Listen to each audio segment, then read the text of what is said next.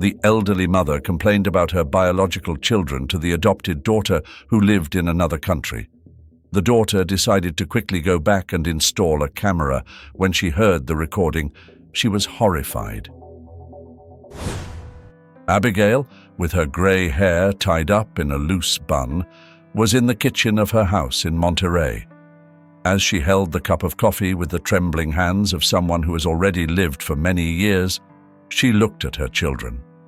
"Alex, Max, I haven't been on the market for a long time. I would like to buy some fresh vegetables. Could any of you come with me? I really don't feel safe going alone." She expected an answer, but the looks exchanged between the brothers were not promising. Alex put his cell phone aside and looked at his mother. "Mom, I understand that you want to go out, but today is really not a good day for me. I have this job interview, which you know how important it is. I need to review my resume, prepare for questions, choose the right clothes. It's not just sitting back and waiting for the interview to happen." He seemed frustrated, torn between the need to prepare and deny his mother's request. Max, with an exasperated sigh, said, "Mum, I too am full of things to do. My work may be at home, but that doesn't mean I'm off. I have deadlines, online meetings. I can't just stop everything to go to the market. And besides, why don't you go alone this time?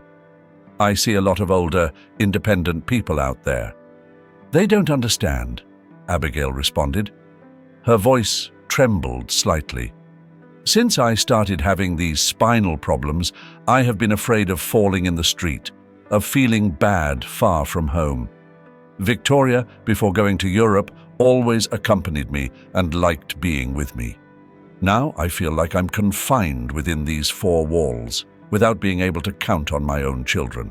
She looked at them, a mix of disappointment and sadness in his eyes. Alex, clearly pressured, looked at his mother with an expression of growing irritation. "It's always about Victoria, right? Victoria would do this. Victoria would do that." He imitated his mother with a mocking tone. "Mum, we have our own lives, our responsibilities. Victoria chose to go to work in Europe. She made it clear that she had other priorities." He paused, taking a deep breath, before continuing in a more aggressive tone. "And another thing, Mum, don't forget that Victoria is just your adopted daughter. She doesn't even share our blood. We are, Alex and Max, your true children, and honestly, I'm tired of this constant comparison. She doesn't seem so worried after all. She took a job in Europe and left us here, dealing with everything. It seems that for her, we are good enough to take care of her responsibilities, but when it comes to recognition, only Victoria matters." Alex crossed his arms, his expression a mixture of resentment and irritation, evidencing an ancient rivalry and a feeling of being perpetually overshadowed by the figure of Victoria. Abigail looked at Alex. "I'm not comparing anyone," he began, his voice choked with emotion. "On the contrary, I just wanted a little company, a little help. I spent my life taking care of you, dedicating every moment to ensuring that you lacked nothing. And now, when I ask for a simple favor, I feel like I'm asking for the world." Tears began to form in the corners of her eyes, but she held them back with determination. "You know, when you were little, I would put everything aside to be with you. He took care of every fever, every scraped knee, every nightmare at night. And now, I am a 73-year-old lady. When I ask for a little time, a little consideration, it seems like I am a burden." His voice shook with each word, revealing the depth of his sadness and frustration. "I'm not asking you to give up your lives for me. I just wanted to feel that everything I am still part of it. I still have value for you. With Victoria away working in Europe, I feel great loneliness. She may not be my daughter blood, but the love I feel for her is the same. And I hoped that because my children could understand that, they would see beyond the simple fact that she was adopted. I just wanted a moment together to feel connected to my own family again." He looked at Alex and Max, searching for some sign of understanding or empathy in their gazes, longing for a connection that seemed increasingly distant. Abigail, her eyes still wet, continued, her voice taking on a tone of relief. "And it's not even that it's that much work.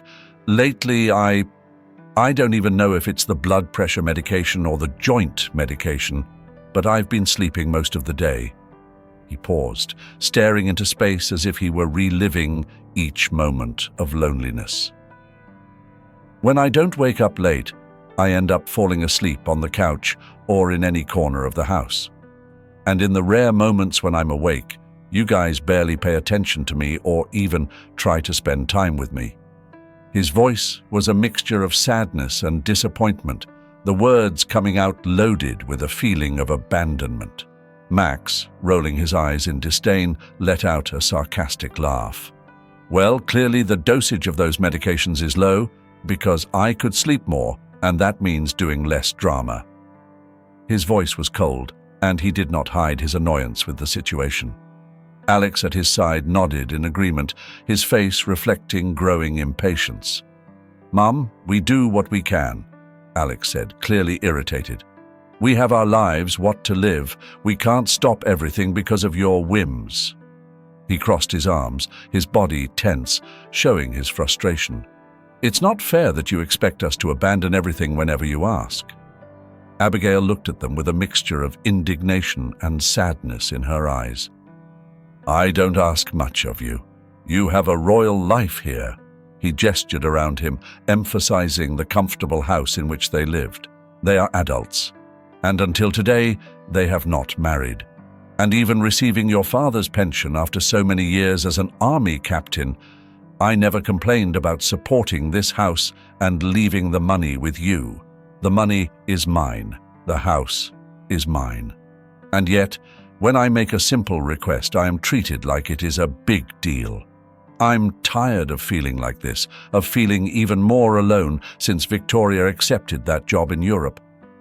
Abigail's words were loaded with the loneliness she felt.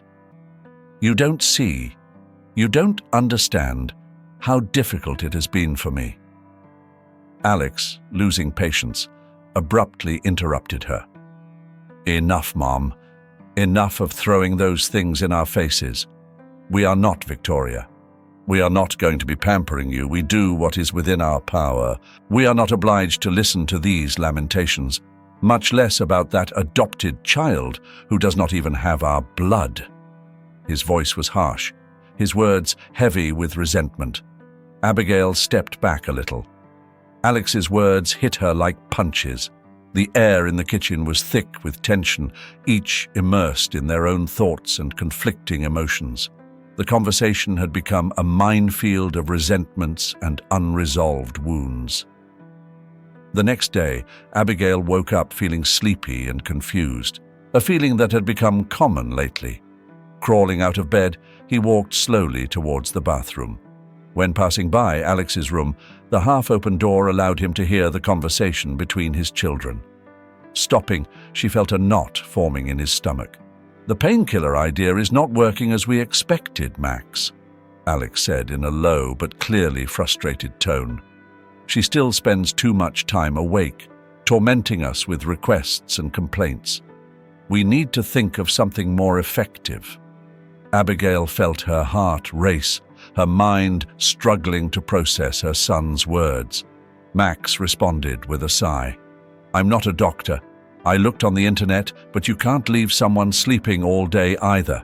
And of course, we want them to stay alive, right? We cannot lose the generous pension she receives from the army." The cynicism in his voice was palpable, and Abigail felt a wave of nausea and disbelief. "Definitely, we can't lose that pension," Alex agreed. "But we have to find an alternative. And the most important thing is to keep Victoria out of this. She's already filling our heads with calls from Europe, wanting to know how Mum is. If he finds out anything, he's going to stop sending money to help with Mum's care. And we cannot allow that."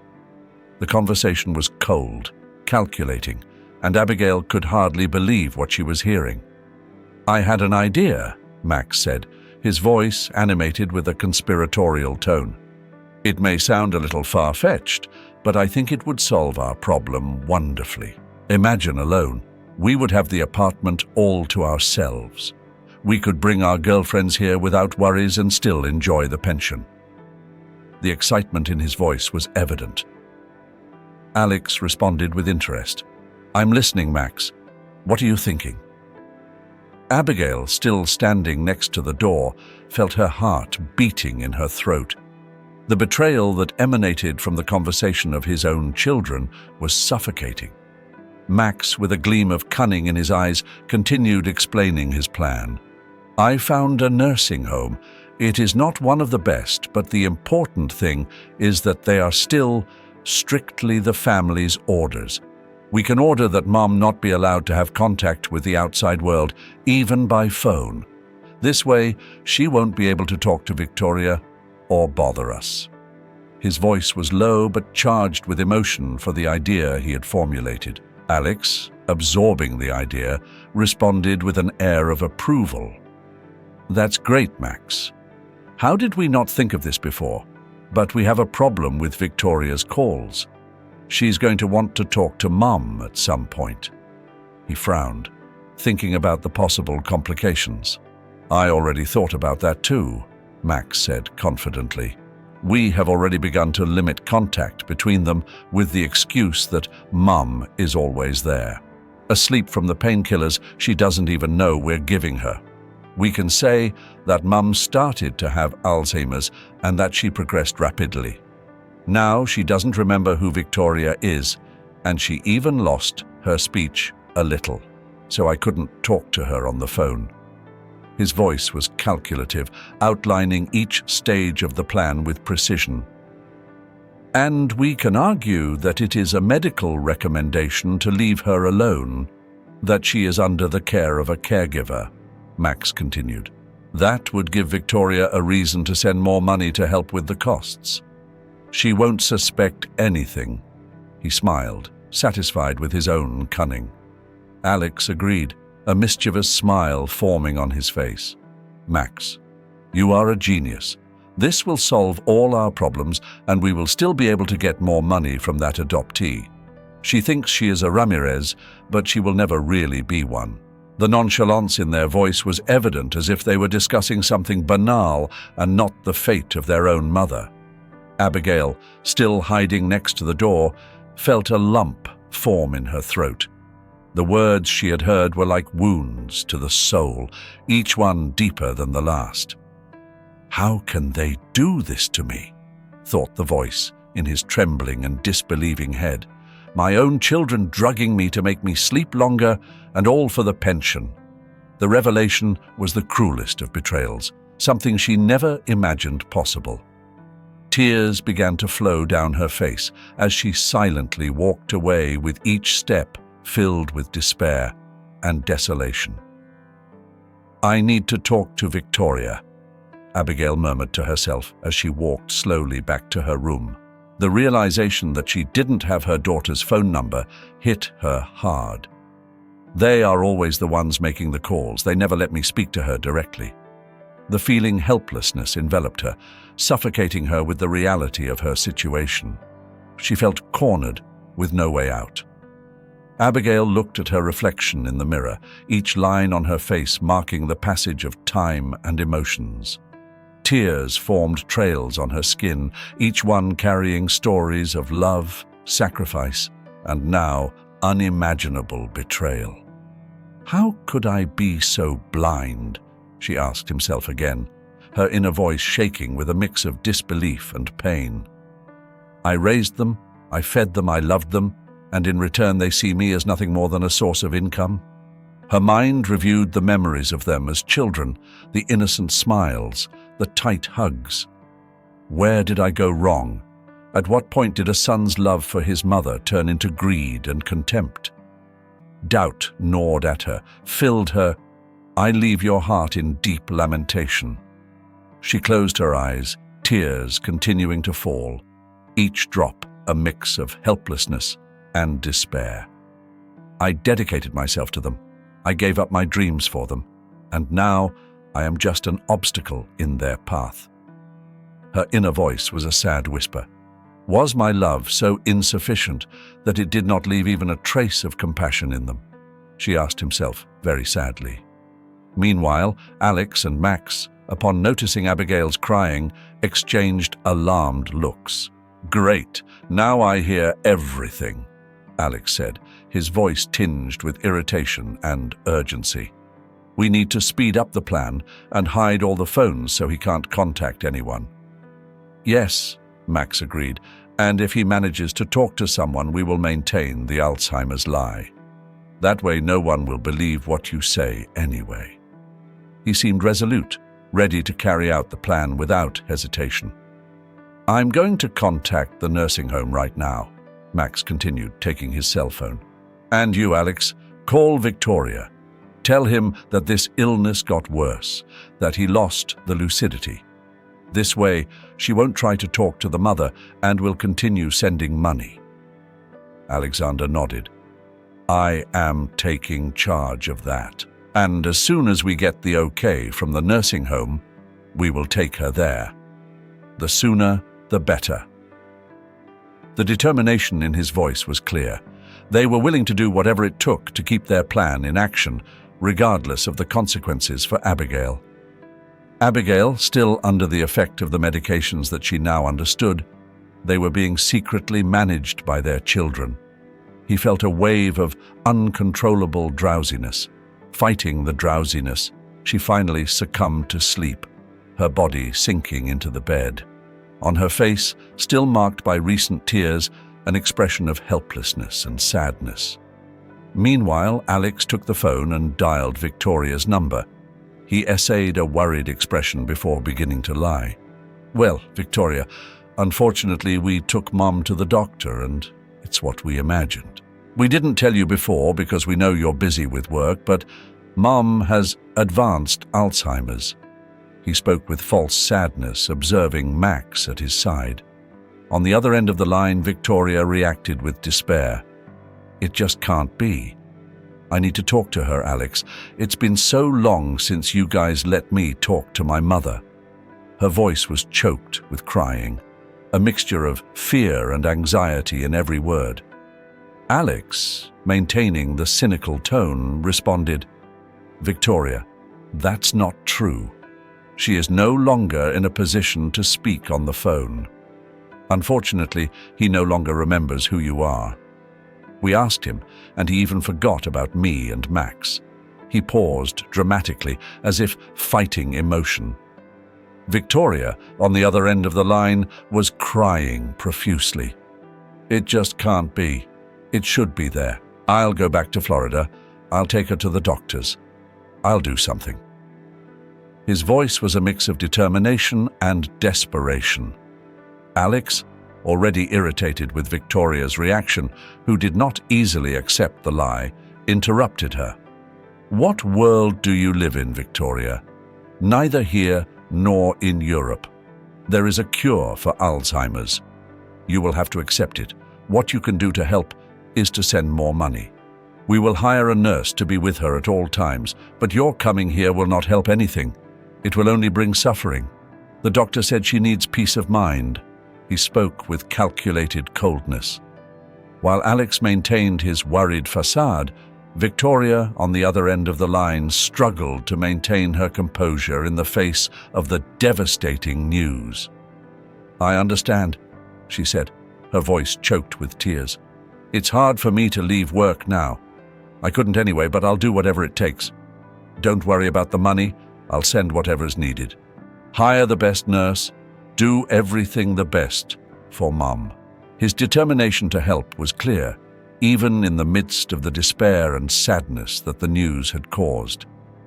Alex, to the ESC, listening to Victoria's words, he confirmed with false serenity, "Yes, Victoria, we will do that. Thank you for understanding the situation and being willing to help. We will make sure that Mum receives the best possible care." He kept his tone of voice carefully balanced, teetering on the fine line between sympathy and manipulation. Max, who was next door listening to the entire conversation, couldn't contain a laugh as soon as Alex hung up the phone. "You're almost a Hollywood actor, Alex. You could win an Oscar for that performance." Even I believed in all that lie. He was clearly satisfied with the nursing home. They won't let her have contact with anything from the outside world. They promised me absolute rigidity. Nothing a little extra money won't do, right? The complicity between the brothers was evident, united in a sinister plan that moved towards its execution without scruples. Sometime later, Abigail slowly woke up, her consciousness emerging through a fog of medication-induced drowsiness. He realized he was in a moving car, the world outside the windows passing by in a blur. He tried to speak, but his words came out garbled, his mind still clouded by the medication. I listened to Alex and Max talking, their voices sounding distant and disconnected. Fighting drowsiness. Abigail tried to stay awake, but the effect of the medication was too strong, and she slipped back into involuntary sleep. When Abigail woke up again, she found herself in a small and slightly dirty room, the walls painted a white that had already seen better days. She tried to get up, feeling disoriented and weak. Looking around, she realized she was alone. A simple bed and a worn wardrobe made up the furniture in the room. He heard footsteps in the hallway and called for help. A caretaker appeared at the door, her face expressing little patience. Abigail, gathering her strength, spoke. "Hello? I don't know what my children told you to leave me here, but I am a lucid 73-year-old woman. I don't need to be in a place like that. They gave me sleeping medication, and they just want my pension." Her voice trembled, but her determination to be heard was clear. The caregiver, without paying much attention to Abigail's words, responded with an impersonal and disinterested voice. "I understand that you are confused by your condition, but you need to collaborate. This is your home now. Stay calm in your room and don't cause a trouble. We don't want to have to use intramuscular sedation." He spoke with a coldness that left Abigail frozen. Abigail thought in an internal dialogue.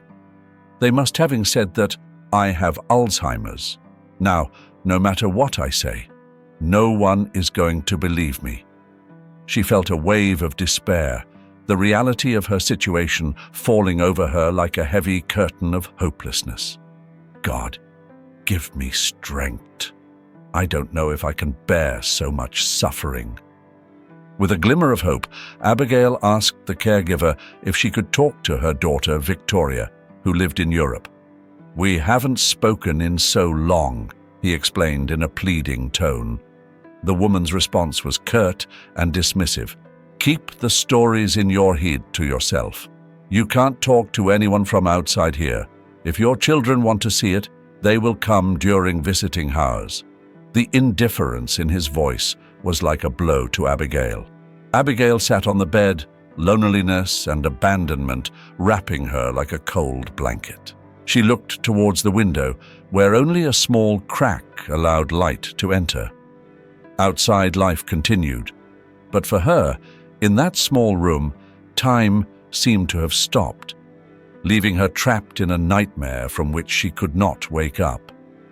The reality of being completely at the mercy of strangers and isolated from the outside world tormented her as she retreated into her thoughts, seeking some form of resistance, a spark of hope in the midst of darkness. In the following weeks, Abigail tried to adapt to her new reality in the asylum, a routine of loneliness and neglect. One day she decided to take a bath alone, looking for a little independence. The bathroom was clearly not suitable for seniors, with no grab bars or other safety features. Trying to move, she slipped, falling with a dull thud, a sharp pain radiating from her leg. "Please help me, someone. For the love of God, I'm in a lot of pain," Abigail shouted, her voice echoing against the cold tile walls of the bathroom. He tried to move, but the pain was unbearable, trapping her on the cold ground. Two caregivers entered the bathroom, their expressions quickly changing to the despair upon seeing Abigail on the ground. One of them exclaimed, "My God, how she went to bathe without telling anyone." They seemed more concerned about the procedure than her well-being. Between sobs of pain, Abigail tried to explain, but her words were ignored. "Alzheimer's patients are difficult," one caregiver told the other. "They forget how to do things. Call an ambulance. You need to go to the hospital." They walked away to make the call, leaving Abigail alone, still on the ground, pain consuming every thought. At the hospital, after a series of exams, the doctor spoke with Abigail. "You have a very serious fracture in your femur," he explained. "We will need to perform surgery. Unfortunately, she will have to stay in the hospital for a while for post-operative recovery. It will be a complicated period and she will need to be immobilized." His voice was gentle, but carried the seriousness of the situation. Abigail, upon hearing the doctor's words, felt tears running down her face. Despite the pain and fear of surgery, a part of her felt relief. "It's okay," she said with a trembling voice. "I want to be well." In the nursing home, I couldn't go out anymore anyway. In her words, there was a sad resignation, but also a relief to be away from that place. During the difficult post-operative period in the hospital, Abigail faced days of intense pain and limited movement. However, in the midst of that whirlwind of challenges, she found a ray of hope in the form of a nurse, first named Tim. He was kind and attentive, caring for her with a patience and humanity she hadn't felt in a long time. On one particularly difficult day, when Tim came into the room to check on her, Abigail mustered the courage to ask about her sons and daughter. "Tim, my children have come to ask about me, or my daughter has appeared." His voice was filled with hope mixed with fear of the answer. Tim, with a sad expression, responded, "Unfortunately, no." "Abigail, the only thing that the hospital management has informed me is that your children warned that you have Alzheimer's and that you should not come into contact or talk to anyone from the outside." He spoke with a regret that showed his disappointment in the situation. Abigail, feeling a mixture of disappointment and determination, looked Tim in the eyes. "Tim, as an experienced nurse, you must have already noticed that I am not an Alzheimer's patient, right?" He paused, searching deep in his soul for the strength to tell his story. "I can tell everything that has happened to me. It may seem absurd, but it is the pure truth. Right? Will you promise to believe me and help me? Please." Tim, looking at Abigail with a sympathetic and concerned look, he nodded. "Yes, Abigail, I realized that something didn't add up. I suspected that you did not have Alzheimer's, but I must follow the instructions that your children left at the hospital. However, I promise to listen to your story. I can't guarantee that I can do anything as I don't want to lose my job, but I will listen carefully and do what I can." Lying on the hospital bed, Abigail looked at Tim with eyes filled with deep sadness and began to speak, her voice trembling but firm. "Tim, what my children did with me is something I could never have imagined. They medicated me, kept me asleep to get rid of me. All they wanted was my pension. Nothing else mattered to them." She paused, swallowing the lump in his throat.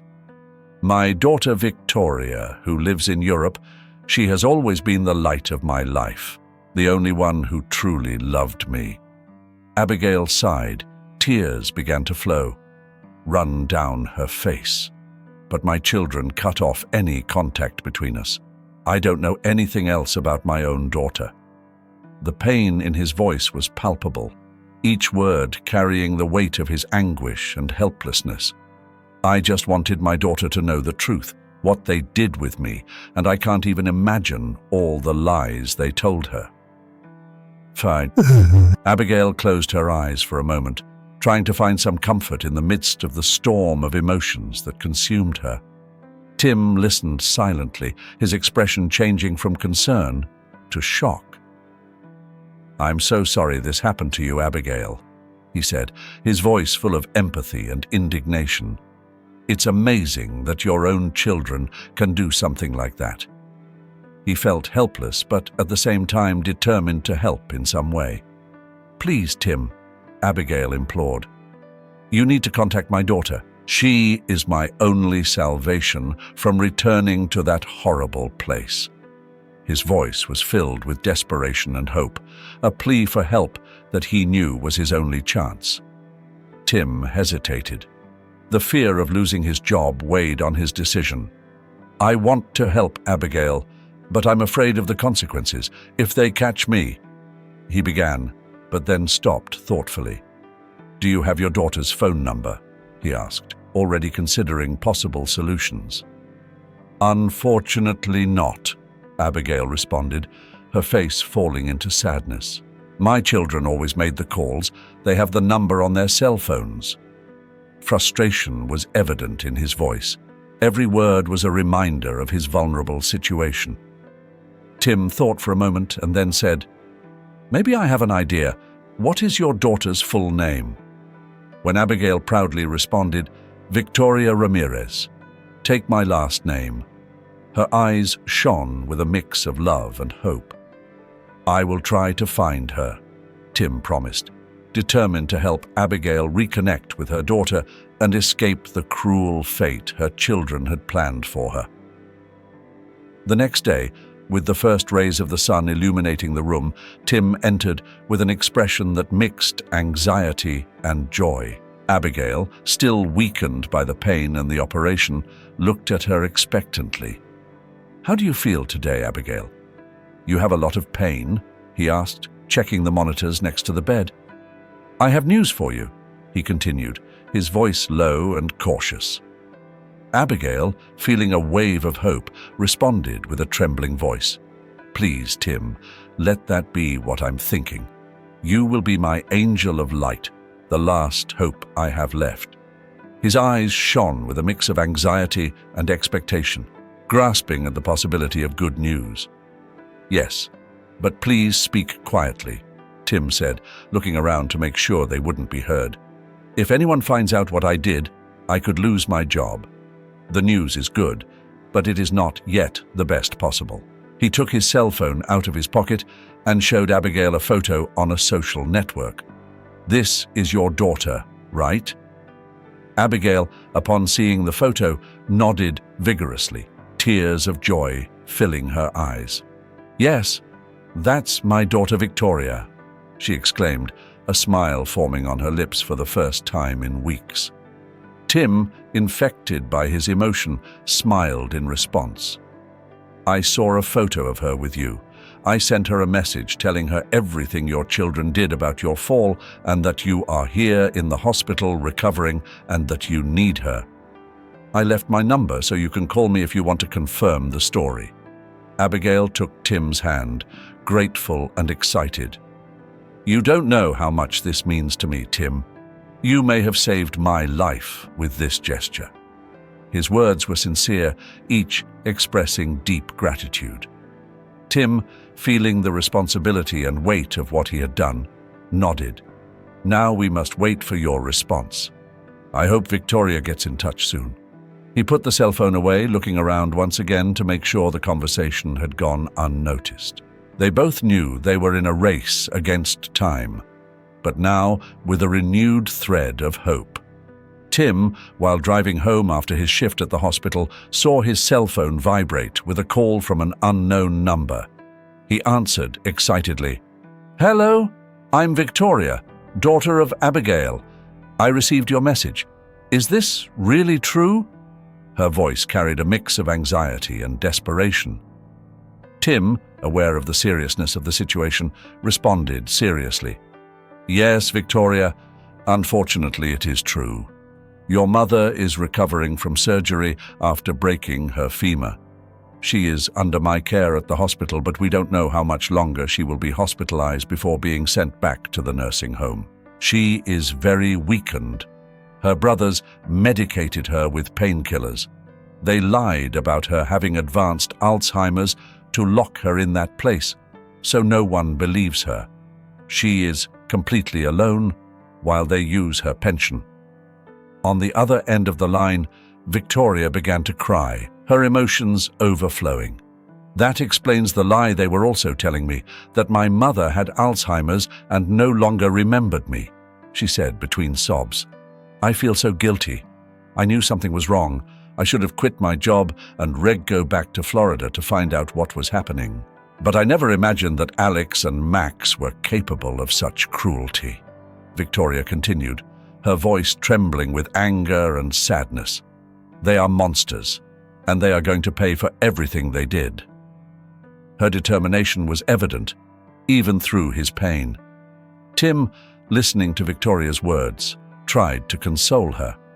I understand your frustration, Victoria, but please do not blame yourself. What your brothers did is so evil that it is difficult to believe. It is something that no one could have foreseen. He spoke with a calm and understanding voice, trying to convey some comfort. Victoria, still crying, thanked Tim. Thank you for everything, for believing and taking care of my mother. I'm going to organize my things and take the first flight to Monterey. I can't leave her alone now. Her voice was determined despite the obvious pain. When Tim hung up, he felt a mixture of relief and concern. He knew what he had done was risky, but he also knew it was the right thing to do. The afternoon was already falling at the hospital when Tim entered Abigail's room. His face was illuminated by a contained smile, a knowing gleam in his eyes. Abigail, I'm already on my way out, but it seems like there's someone here wanting to make a surprise for you, he said, slowly opening the door. Just remember, you still can't move your leg much, even with excitement, okay? Tim's words were a premonition of something special, something Abigail could hardly believe was possible. When the door opened fully, a familiar figure appeared, dropping a suitcase on the floor as he ran towards the bed. It was Victoria, her daughter, whose eyes were full of tears and love.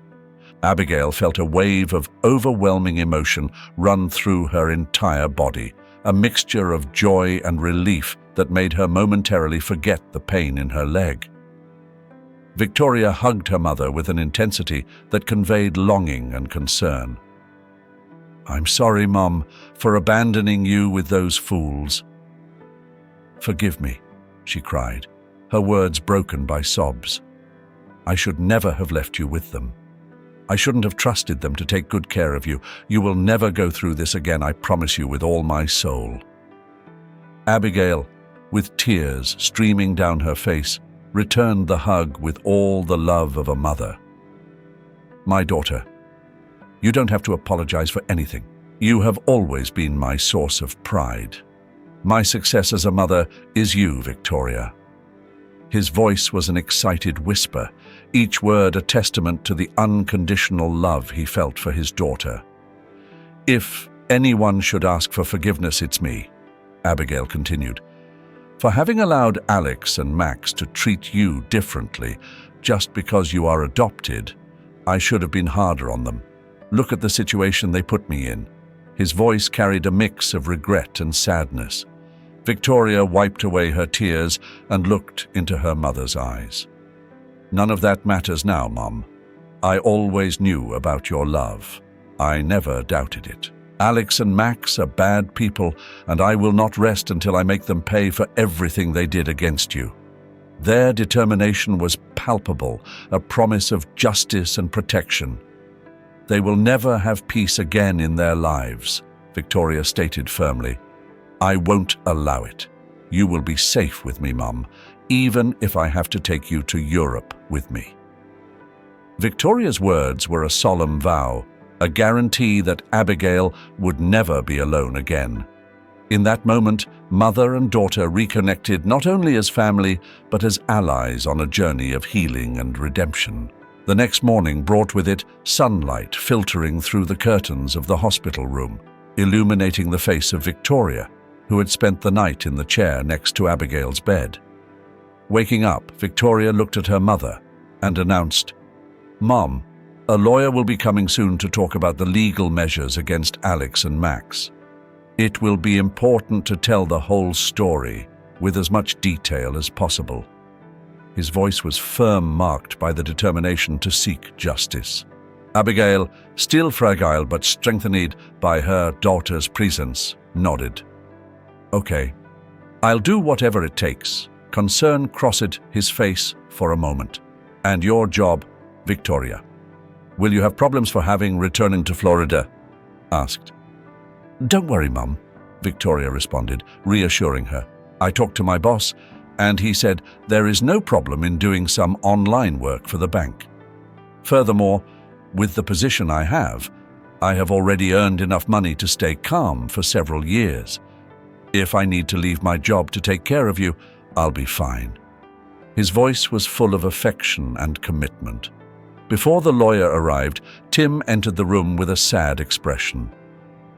"Unfortunately," someone told the hospital director, "that I brought someone from outside to your room." "Abigail," he said, sadness evident in his voice. "He fired me. I'm a little worried. I have a little daughter, you know? But I'll look for another job. Either way, I feel like I did the right thing." I tried to explain the whole situation, but he said that regardless of what happened, there is no going back. Victoria stood up and hugged Tim. "I'm so sorry this happened. You have been an angel in my mother's life, and we will be eternally grateful." She offered her financial help, but Tim rejected it, insisting that he had helped from the heart and that it would be unethical to accept. Abigail, excited, also hugged Tim. "You are my hero, Tim. I will never forget what you did for me." Tears were streaming down her face. "I hope God reciprocates all the kindness you spread. I don't want to lose contact, and if you need anything at any time, you can call us." Tim, visibly moved, thanked them both. "I'm happy to have helped, and if you need me to testify against your children, you can call me at any time," he said sincerely. The farewell was emotional, marked by a mixture of gratitude and sadness. The bond between Abigail, Victoria, and Tim was now a strong bond, forged by the compassion and justice they sought together. The lawyer, a middle-aged man with a serious, focused expression, entered the room and introduced himself as Dr. Juarez. Sitting next to Abigail's bed, he listened attentively as she recounted the entire saga of suffering and manipulation that had happened at the hands of her children, Alex and Max. With each detail revealed, the lawyer's face reflected a mixture of shock and indignation. Abigail described everything accurately, from the administration of medications to isolation in the nursing home. Victoria, sitting on the other side of the bed with a determined expression, asked the lawyer directly, "What can we do to ensure they are imprisoned?" His voice was firm, reflecting his resolve in seeking justice. The lawyer thought for a moment before responding. "From what you have told me, it seems that Alex and Max have committed several serious crimes, including elder abuse, fraud, administration of medications without consent, illegal deprivation of liberty, and financial exploitation. These are serious accusations that can lead to many years in prison." He paused, choosing his words carefully. However, the lawyer continued, "The key to immediate action would be to have strong evidence against them, or ideally, a confession." He looked at Victoria and Abigail, gauging their reactions. Victoria, without hesitation, declared, "I can try to break into their apartment to look for some evidence or even get them to confess. I will do whatever is necessary." His willingness to confront the brothers was evident, although he was aware of the risks involved. The lawyer warned, "That could be dangerous, Victoria, especially since we are talking about two people who are not afraid of hurting their own mother. Don't put yourself at risk." He spoke with a calm but firm voice, demonstrating his experience and legal knowledge. Victoria nodded, understanding the seriousness of the situation. I am aware of the risks, but I cannot allow them to go unpunished. My mother has suffered too much at your hands." The next morning, Victoria, with a mixture of nervousness and determination, knocked on the door of the apartment where Alex and Max lived. When Alex opened the door, the surprise on his face was evident, quickly turning pale. Trying to stay calm and not knowing that Victoria was already aware of everything, he improvised an excuse. "Oh, hello, Victoria. What are you doing here? Why didn't you tell me you were coming?" "Mum went to a spa with the nurse this week, you know? They say that massages are excellent for those who have Alzheimer's." Victoria, hiding her true intention, feigned disappointment. "Ah, what a pity. I came just to see her. But can I come in? I'm quite tired with this huge suitcase. I would like a glass of water." His voice sounded casual, but his mind was working frantically on the plan he had made. Alex, still confused by the unexpected visit, invited her in. "Sure, come in. Max is in the shower, but make yourself at home. I'll go get water for you." He walked away, leaving Victoria alone in the room. As soon as Alex left, Victoria acted quickly. He started a live broadcast on his social network, as well as a recording, and placed his cell phone in a strategic place. Everything was ready to capture the crucial moment. When Alex returned with the water, followed by an equally surprised and uncomfortable Max, Victoria decided it was time to confront them. "Enough acting," she said, anger boiling in her voice. "I'm here because I just got back from the hospital, and I know everything they did with Mom. Medication without permission, not letting her out, lying about an illness, and sending her to a horrible nursing home. What kind of monsters are you two?" Max tried to keep up the facade by asking in disbelief what she was talking about, suggesting that she was crazy. But he was interrupted by an enraged Alexander, who, in a fit of rage, confessed everything. "Yes, we did it. The old woman was so unbearable that we couldn't even tolerate her with painkillers. We sent her to the nursing home and lied about Alzheimer's because Max had that great idea. And you're just a pitiful adoptee who doesn't. It has our blood. No one is going to believe a story like that, much less from a 73-year-old woman and an adoptee." Victoria, unable to contain a triumphant smile, revealed the trap. "They're even dumber than I thought. I hope you enjoy the next few years in prison and internet fame. Because all this is being broadcast online, and the police will also receive the recording." He took his cell phone and his suitcase and quickly left the apartment, leaving behind two stunned and desperate brothers. After delivering the shocking video to the police station, Victoria accompanied the collection of Abigail and Tim's testimonies by the police. Justice acted quickly, and Alex and Max were arrested and sentenced to several years in prison. In his ruling, the judge highlighted the seriousness of the acts, emphasizing that the brothers' actions not only violated Abigail's rights, but also put her life at risk out of pure greed. The judge's decision was irrevocable, closing a dark chapter in the family's life. As time passed, Abigail recovered completely and returned home, now under the loving care of Victoria. On a quiet day, while they were enjoying an afternoon together, Victoria shared with her mother that the live stream she did confronting her siblings had gone viral on the internet. "Mom, the broadcast has millions of views. They are calling me adopted daughter Leona because I fought to defend you. I even received an invitation to write a book about our history with a good advance." Abigail, upon hearing her daughter's words, felt a mixture of pride and joy. "I am very happy, my daughter. You really saved my life.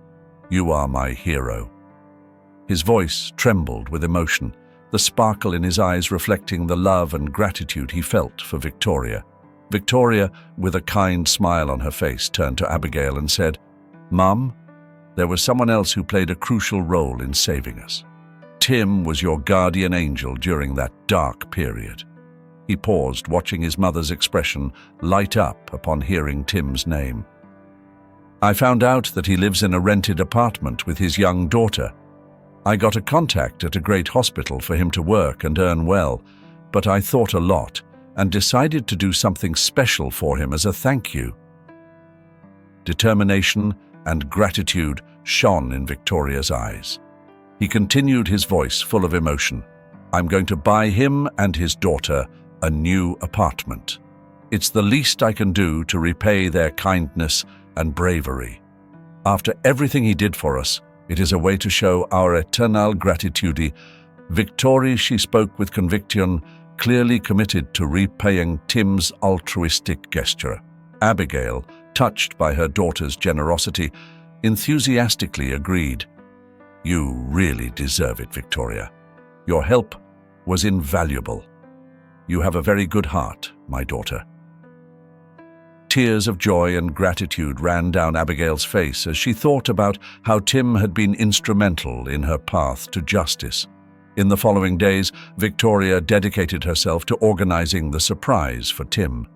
He meticulously searched for an apartment that not only met the needs of Tim and his daughter, but also that it was a real home for them. She wanted every detail to reflect her gratitude and appreciation for what he had done. Finally, the day of revelation arrived. Victoria invited Tim to a dinner under an invented pretext. When he arrived, still without knowing anything, Victoria and Abigail led him to the address of the new apartment. Upon entering, Tim looked around, visibly confused. "What are we doing here?" he asked, looking at the beautiful apartment with views of the entire city. With a radiant smile, Victoria responded, "Tim, this is more than just a meeting. Today I want to show you how much your help meant to me and my mother." He took a key out of his pocket and handed it to her. "This is your new home, Tim. A place. No more rent for you and your daughter." Tim, holding the key, stood paralyzed for a moment, incredulous. "Victoria, you can't be serious. This is too much. I only did what I thought was right." Tears began to form in her eyes as she looked at the key in her hand. "You saved my mother's life, Tim. This is the least I can do for you," said Victoria, excited. "You deserve this and much more." Tim, visibly moved, hugged Victoria and Abigail. "I don't know what to say. I'm speechless. This is going to completely change mine and my daughter's life. Thank you with all my heart." Together, they explored the apartment. It was spacious, bright, and decorated with a touch of elegance and comfort. Tim was amazed by each new room he visited, and their daughter ran excitedly from one side to the other, delighted with her new room. That day, more than the delivery of an apartment, was celebrated. It was human kindness, gratitude, and justice. For Tim, Victoria, and Abigail, that moment symbolized the beginning of a new chapter, where the adversity of the past gave way to hope for a better future. If this story has captivated you, I invite you to show your appreciation with a like and subscribe to the channel. Your support is our motivation to continue bringing you exciting stories almost every day. Stay tuned so you don't miss the next fascinating story that is about to unfold before your eyes. We greatly value your support. See you soon.